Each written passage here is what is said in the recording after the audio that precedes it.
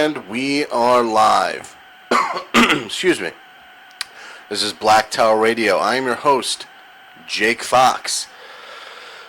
And we are broadcasting on 1040 AM, 92.1 FM, WYSL in Rochester, New York. Also on worldnewsradio.today. That's worldnewsradio.today. And we were joined today by Dr. Paul Craig Roberts.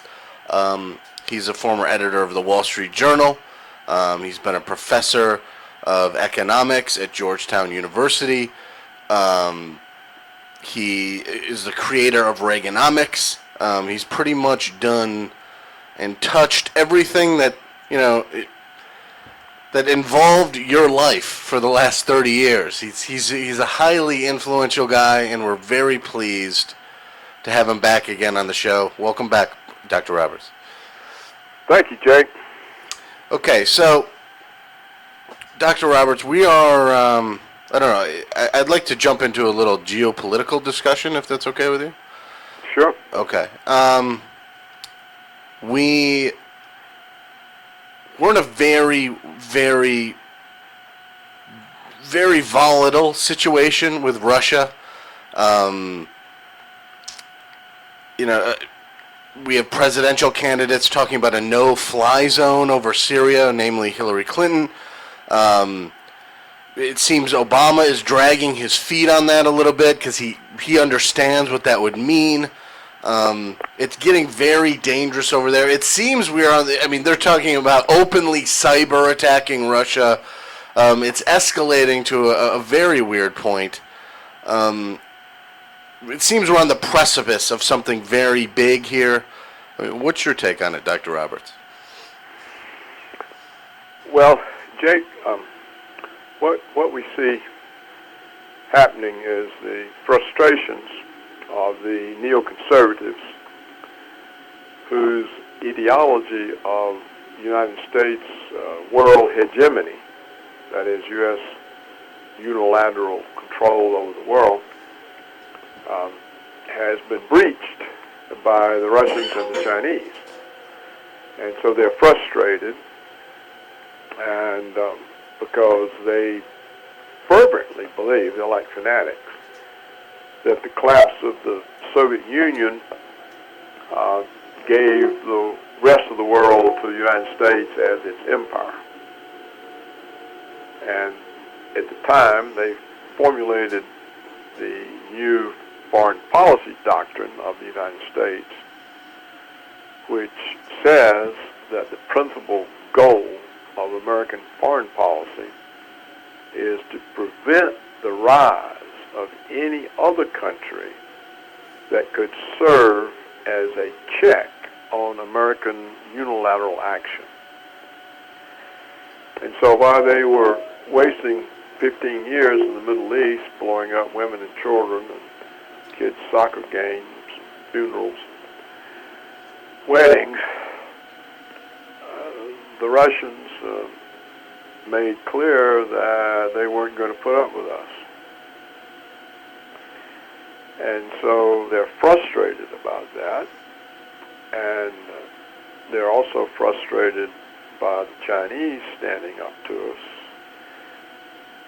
But they have enormous hubris and arrogance, and the frustration is leading to excessive demonstrations of hubris and arrogance, such that they're actually threatening nuclear powers that could wipe us off the face of the earth in 30 minutes.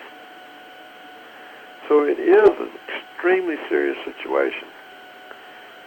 It's even more serious because the entirety of the American establishment is determined to put Hillary Clinton in the White House, and she is completely allied with neoconservatives and has actually herself threatened Russia with military action and has declared the president of Russia, who's democratically elected and has voter support far higher than anything any Western leader has ever had, including Ronald Reagan. And she's called this guy the new Hitler, a dictator. So it's a very serious situation. If Hillary becomes president, either from the stupidity of the American people or from vote fraud or whatever, we face serious conflict with Russia and China. You have to remember that Hillary, I think, was the one who announced that the South China Sea was an area of American national interest. Well, that's kind of like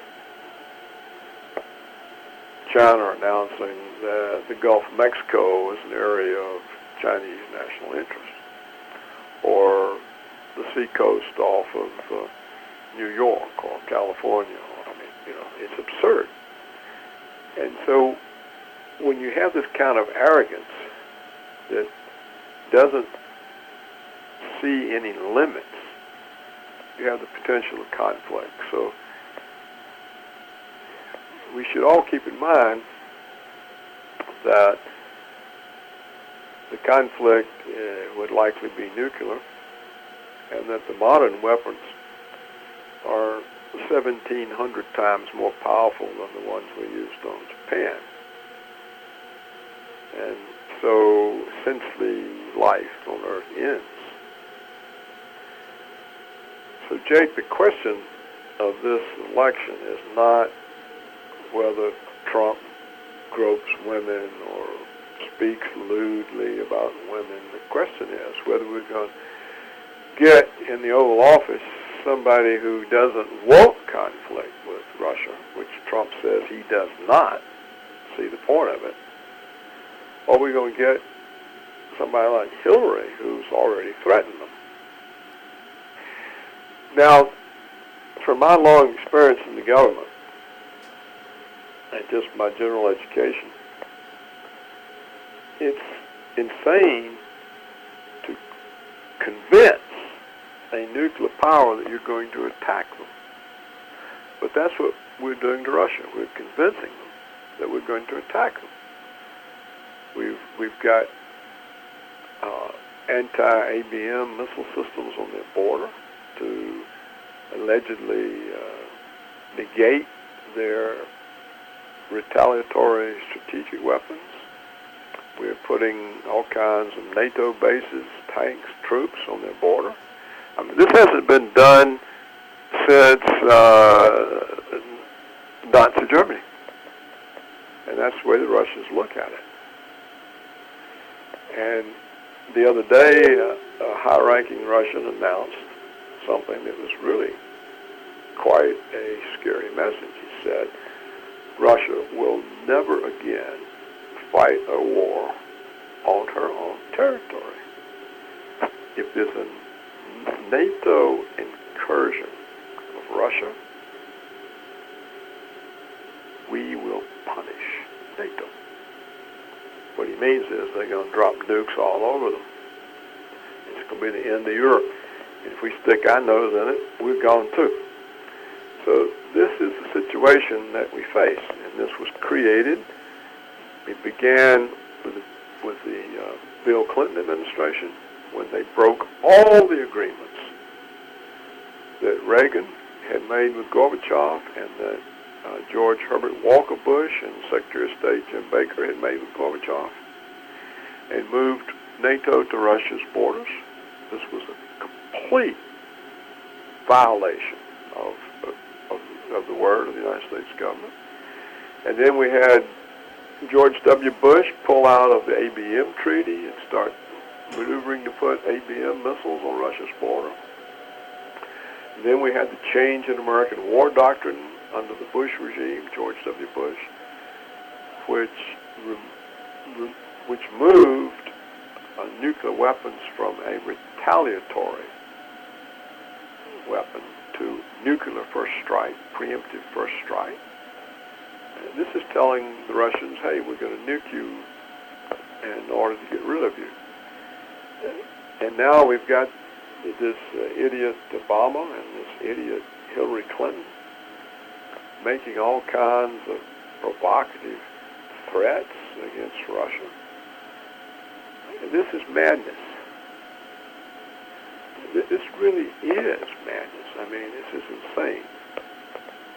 And this is what is really is at stake. If Trump's elected, assuming we can believe him, I mean, who knows? He says he doesn't see the point of conflict with Russia. He doesn't see the point of NATO. Well, of course, he's right. NATO should have ceased to exist when the Soviet Union did.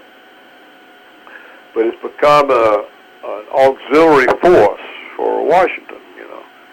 It's our mercenaries. I mean, right now, there are many Italian troops fighting for us in the Middle East. Can you believe that? And the Air Force of Norway or Denmark, I forget which, and the UK and Australia, we're using in Syria. I mean, this is madness.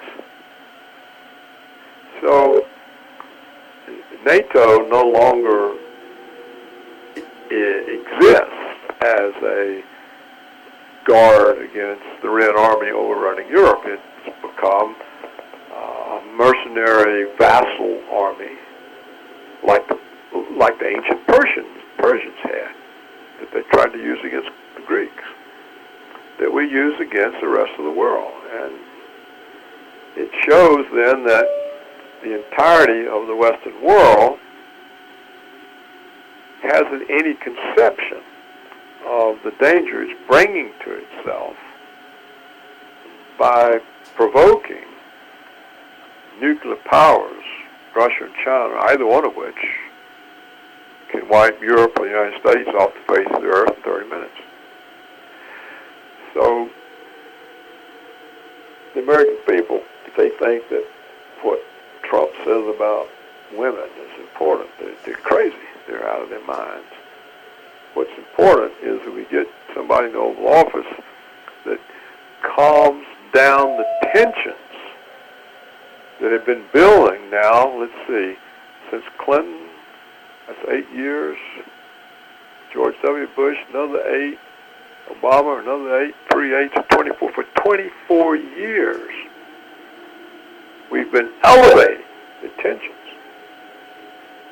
And this is unprecedented in world history. And it just shows how low-key the Russians are, how confident they are, how much they'll put up with. But at some point, if you convince them that they're going to have a preemptive nuclear attack made upon them, the same with China, they're not going to sit there and wait for it. And so what we're witnessing is the complete, total failure, not only of the United States government, but of all of the Western countries that enable this insane behavior. Canada, Australia, New Zealand, the Japanese vassal state, Great Britain, France, Germany, Italy, Spain, Portugal, Greece, the Netherlands, Sweden, Norway, Denmark, and then all of Eastern Europe, the Baltic states, Poland, the Czech Republic, Slovakia, Slovenia, Hungary, Bulgaria. These people are enabling the conception in the Russian mind that they're going to be attacked. Now, the Russian weapon systems are far more modern and superior to ours. So there's none of this stuff about, oh, well, this stuff won't work. We're so good. We're capitalists, blah, blah. So we're really on the verge of a really serious situation. If Hillary gets in there, in fact, every effort will be made by the oligarchic establishment and their prostitutes in the media to put her there. We're going to be faced with the Third World War. What's amazing to me about what you just said, and I've been remarking upon it the last couple of weeks. Russia has recalled all of their students from studying overseas in the United States. They recalled their entire staff from the embassy in London, and I just read right now on Zero Hedge that Norway surveillance photos show Russian aircraft carrier flotilla en route to Syria. Meanwhile, the American public, and I don't know what's going on in Europe, but I know that the American public have no idea that any of this is going on. They have no idea how dangerous of a situation this is. Everyone's going about their business. No one cares that Hillary wants to put a no-fly zone over Syria that could potentially trigger World War III, and everyone thinks everything's pretty cool. But we're in a very dangerous situation. We're completely blind. I mean, the American public, I don't know if the media is purposely shielding the American public from this, or the election is just taking all the oxygen out of the room information-wise. But Russia is really preparing for something right now, and the Russian people, are well aware of what's going on. Well, Jake, your program apparently tries to inform Americans. I don't know how you get away with it, or why you haven't been closed down. But the networks aren't permitted, and NPR is not permitted, and the Washington Post and New York Times are not permitted. So I don't know how you survive, whether you got some kind of independent station that's not owned by the 6 mega media corporations, or whether they think you're so far away in Rochester, New York, that doesn't matter. I don't know what they think, but you're not the kind of news guy that they tolerate. So some kind of information can get out through you, which is why I always accept your invitations.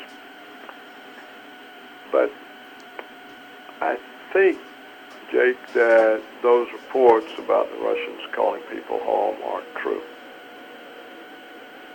Because the Russians wouldn't send a signal like that. I studied them for years, and my first book was about them. And I've been there, and many times. And they're not going to send a signal like that. That's what you do that's the old days, the old time. Because they realize the stakes are so high that a few students and a few embassy dependents are not, or the entire country. So I don't think those reports are correct, but nevertheless, the point of those reports is correct, that the Russians are and have lost all confidence in the United States government. They have zero confidence in everybody in Washington. And of course, if Hillary's elected, I think they regard her as Adolf Hitler. And as the high-ranking Russian said, I can't remember his name, but I wrote about it. It's on my website, paulcraigroberts.org. If he said, Russia will never again fight a war on her own territory. In other words, we're going to blow you off the face of the earth. So, in that sense, you're right. It's dangerous.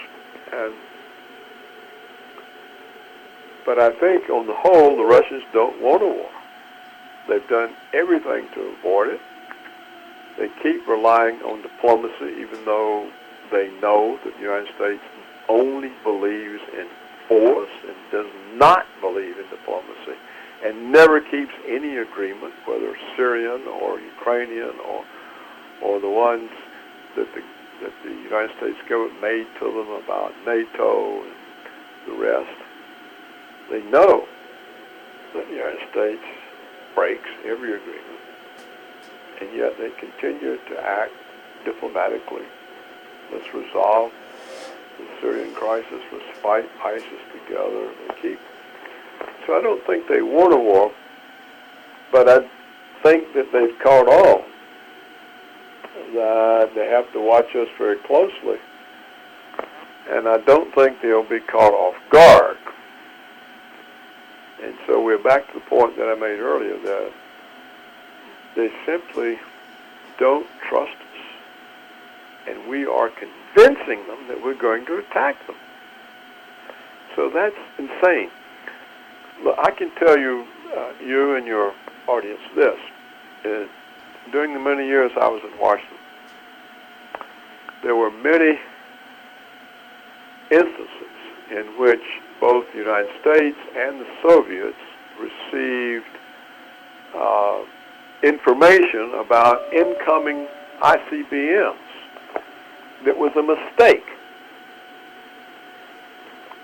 But because both sides were working to reduce tensions, nobody believed the information, and so nobody pushed a button. There were hundreds of these things. Now, when you create tensions that exist today, and you get some kind of mistaken reading of incoming missiles, you have a much higher likelihood of pushing a button. So the chance of nuclear war just by accident is so much higher when one side is cultivating tensions with the other than during the Cold War when both sides were trying to reduce tensions. Once again, remember, Kennedy worked with Khrushchev behind the scenes to defuse the Cuban Missile Crisis.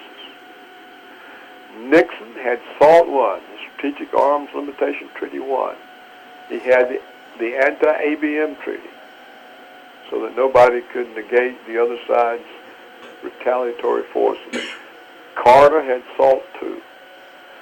Reagan went to Reykjavik with Gorbachev to negotiate the end of the Cold War.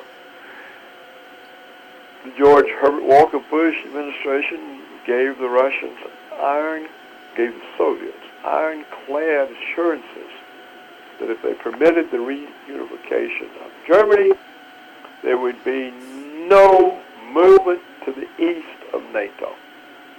And then the Clinton bastard put NATO on the Russian borders. So if you're a Russian and you say, look, we did everything, we kept all the agreements, and look what you've done. And now you threaten us every day. Every day there's more false accusations. We hacked Hillary's emails. We did this, we did that, blah, blah, blah. The Russians know it's false, even if the Americans don't know. Even if the stupid people sitting in front of the CNN doesn't realize it. The Russians know it's false. They're sitting there and they listen to all these lies about them. And they say, what does this mean? It means the bastards are preparing their public to accept an attack on us. This is what's serious. It's extremely serious. You have to remember, the Russians suffered tremendously from World War II. I mean, they defeated the Nazis. I mean, we had almost nothing to do with it. By the time we got in the war, the Russians were on the German border. So they know that the whole experience of the West has been awful. Napoleon, Hitler, Truman broke every agreement he made with Stalin once he had the atomic bomb. And now, in the post-Soviet era, every agreement broken, shattered. Everything they agreed to, we broke. So they sit there looking at this, and they say, what's next? How many much risk can we take? And this is a powerful military country. I mean, it's far more powerful than the United States. I mean, we've got a bunch of old-fashioned, outmoded aircraft carriers. I mean, even the Chinese can take those out. Our weapon systems are so inferior because they exist in order to make profits for the military security complex. There's endless cost overruns. You know, you can almost equip the entire Russian Air Force for the cost of one of these new American jet fighters, and which are no good. They can't even compete with the old fighters. What is it, the F-35? The thing can't even compete with the F-15. Against the Russians, you might as well have a World War II biplane, a World War I biplane up there. So this isn't something that we have control over. I mean, it's not like the British facing tribal countries in the 19th century, Africa or something, you know. We're facing a military power that's superior to ours. And we're provoking them. We just keep provoking. We keep issuing threats. We keep saying more aggressive things. This is madness. And you're right, the American people, they don't have the foggiest idea. They've got some idea, though, Jake, because, you know, despite the media attack on Trump, he won the Republican nomination. And despite the media attack on Bernie Sanders, he won the Democratic nomination, which is stolen from him. I don't think the media attack on Trump now is working. I don't believe the polls. They're part of the propaganda to try to convince Trump people not to bother to vote because he's already lost. I just don't see how we can get out of this if Hillary's president, because she's a neocon captive. You know, she's the idiot that appointed that Victoria Nuland that caused the coup and revolution in Ukraine in an effort to grab the Russian naval base in Crimea. Now, anybody that would do that has no judgment. None. Zero judgment. This is beyond insanity. This is something hyper times worse. So if we get that person in the White House, it seems to me the world's doomed.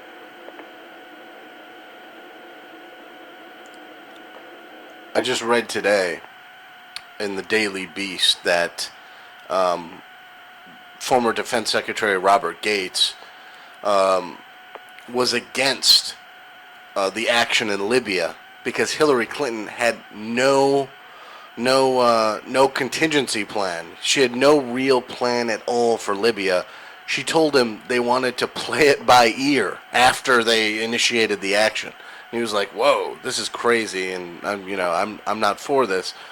I mean, this is the type of person she is. She's very sloppy. She's constantly embroiled in scandal and I mean, to be quite frank, policy failures everywhere. It's just I can't even imagine what an escalating situation with Russia would look like. I mean, it would be embarrassing for the United States to see. You know, we'd be very disorganized in that situation, I would imagine. I'd also imagine there would be a lot of laws being broken in the lead up to whatever happened with Russia and whatever in the aftermath scandal after the fact would be probably pretty big. But yeah, she's a very dangerous and I would say incompetent person. Colin Powell's emails, his email comment said it all to me when he said, "I would rather not vote for Hillary. She's greedy, and everything she touches turns into a disaster." I mean, I'm paraphrasing, but that's basically what he said. Dr. Roberts, what do you see economically what would happen under a President Clinton administration? Well, she's owned by the mega banks and Wall Street, so under her, the subsidies to the 1% would continue, and the rest of us would be driven further down. And of course, we would be blamed for it. We'd be blamed. We would say, "Oh, we're lazy. We won't work." We would be said that we won't buy our own medical insurance. We'd rather drink beer. You know, don't you remember what she said the other day? It came out, I think, in the emails, where she said, "I'm so rich now, I have no concept of the ordinary American." Didn't you see that? Yeah. Yeah. "I'm so rich now, I have no concept of the ordinary American." So she wants to be the president. 99% of Americans are the ordinary Americans. So she wants to be the president of the 1%. And they're the ones who made them rich. Look, if you give 3 20-minute speeches to Goldman Sachs and they give you $675,000, do you think they gave you that money for the wisdom you imparted? Well, that's a bribe. It's not even a bribe. It's just a payment. Okay, we own you. Here's your stipend. Get on about our work.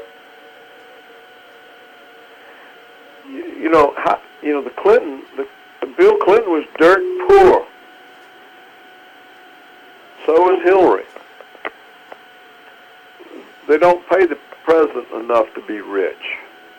What do they pay him? It used to be $200,000. I think it's $400,000 a year. An upper middle class income. It's not a rich income. $400,000 a year. It's an upper middle class income. And they're worth $120 million. Where'd that come from? The foundation has got $1,600 million in it. Where'd this come from? They're owned. They belong to the 1%. They belong to oligarchy. They are the agents of the oligarchs. They don't have anything to do with American people. And they have all these organizations, all these fake organizations they created with paid people to go out and advocate for them. You hear them all day long on NPR, National Public Radio. That's all National Public Radio does. It just has all these fake organizations, and these women come up and say, "Oh, I got to vote for Hillary. I might get groped by Trump." I mean, it's so silly. It's so stupid. But it's everywhere. So that's America today. The whole question is whether the American people are able to see what's happening to them. What about the increase in arms sales to foundation donors? I mean, they were holding galas just so these people can. We don't even need to bother with that. Yeah, sure. This is where the $1,600 million of the foundation came from foreign interests that they served. But we can get into all these. We can go on and on about all their crooked things. But the real issue, Jake, is: are we going to end up in a war with Russia? That's the issue. Trump says no. I can work it out. Hillary says he's the new Hitler. Well, do you think she's going to make a deal with a new Hitler? No. So the only real issue is, are we going to be brought into a war with Russia? And that means also with China, because they now have a strategic alliance. The United States, after 15 years, has been unable to conquer a few thousand lightly armed Taliban in Afghanistan. And it's going to take on Russia and China. What a joke. What a joke. This is an absurdity. What kind of arrogance and hubris gets a person so out of reality as to think that? It's 13 years after Iraq. The place is absolute chaos. ISIL, the most powerful force in Iraq. And we're going to take on Russia and China. I mean, Americans really should wake up. They should, what is this? What are they talking about? Do you know just the geographic size of Russia? If they didn't even fight us, we couldn't invade it. It's so big. You couldn't occupy it. There's not enough people in the entirety of the West to occupy Russia. China, 4 times our population. And both of these countries have modern militaries, modern weapons. They can take us out. They have superior weapon systems. Do Americans know that the only reason we have a space program is that the Russians sell us the rockets? That we can't get there on our own? No, they don't know that because the media doesn't tell them. But that is a fact.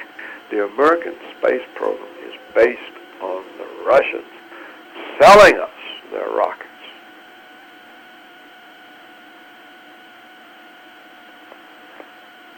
And so we're going to go to war, people. It's kind of like some primitive third world state going to the war with a superpower. And this is Hillary. Oh, I'm so powerful. Americans are so powerful. The other day she gave a speech. She said, I want every young American boy and girl to understand America is a great country. We are the greatest. What are we great about? For 15 years we've been slaughtering Muslims. Millions of them. There's so many of them slaughtered, they're now overrunning all of Europe. Refugees from our wars. Oh, we're so great. We blow up weddings and funerals and kids' soccer games and aid workers. Aren't we great? But we can't pacify a few thousand lightly armed Taliban. And after 5 years, we can't do anything about ISIL. It's up to the Russians. It takes them only a few minutes. After 5 years, we couldn't do anything. So there you have it, Jake. The country is absurd. The United States is absurd. Now, it's leadership.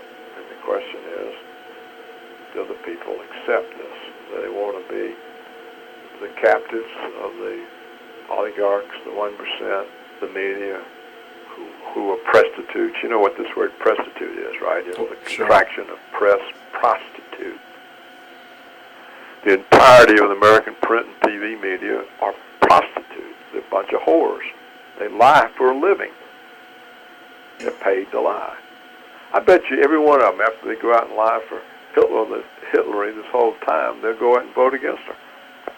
But they have to have a job. They got to pay their car payments, their rent, their student loans. So they lie for her, but they'll vote against her. So anyhow, I think we've covered the waterfront, Jake. I'd better quit now. We've certainly covered a lot of information. Dr. Paul Craig Roberts, thank you so much for coming on the show again today. I'd like to give you the floor to talk about any project or idea or anything. Close the show. That you have it, sir. No, I don't. People can read my website, which is very simple, paulcraigroberts.org. They can agree or disagree, but they will certainly get information they cannot get from the Western print and TV media.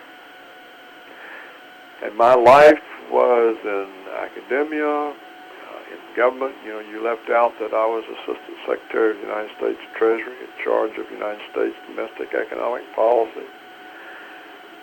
That I was appointed to a secret committee by the President of the United States to assess the CIA's assessments of Soviet economic and military capability. Wall Street Journal editor, Business Week columnist, Scripps Hollywood News Service columnist, Creative Syndicate columnist, professors. I had the William E. Simon Chair in Political Economy, Center for Strategic International Studies, Georgetown University. My colleagues were Kissinger, Brzezinski, James R. Schlesinger, Admiral Moore. I was Senior Research Fellow for 25 years, the Hoover Institution, Stanford University. I know them all. I've met them all. I've lived it. I've seen it. I've had every security clearance. We're in really deep trouble because of the arrogance of a handful of people.